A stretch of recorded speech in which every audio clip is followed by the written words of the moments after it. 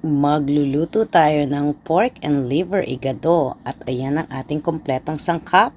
Mas masarap siya kapag maraming atay, yun talaga yung nagpapasarap sa igado.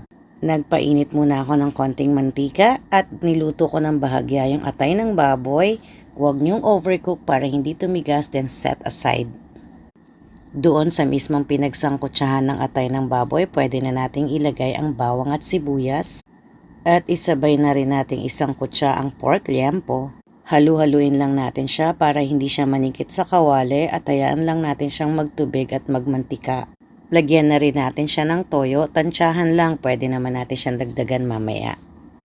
Haluin lang natin siya ng sandali dahil kapag nilagay na natin tong suka, huwag na muna natin siyang hahaluin or tatakpan ng 5 minutes.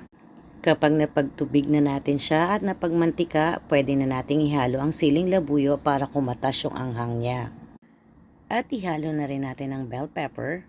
At pwede na rin nating ilagay ang bell pepper, halu-haluin para hindi manikit. At tinimplahan ko na rin siya ng paminta, hindi na ako naglagay ng asin dahil naglagay naman ako ng toyo. Tinansya ko na lang yung lagay ng paminta, depende sa gusto nyo. At pwede na rin natin siyang haluan ng oyster sauce. At kapag nahalo na natin yung oyster sauce, ilagay na rin po natin yung carrots at haluin natin siya mabuti. Takpan ng ilang minuto hanggang sa lumambot yung carrots. Hinaan natin ng konti yung apoy para hindi mabigla yung luto ng carrots. Haluin lang natin ng haluin at pwede na nating ilagay yung ibang sangkap katulad ng green peas. Hinugasan ko muna yung green peas na ginamit ko at nilagay ko na rin ang labanos, cut into strips. At dahil sa malapit na rin naman siya maluto, huwag natin masyadong tagalan para hindi magtubig yung labanos.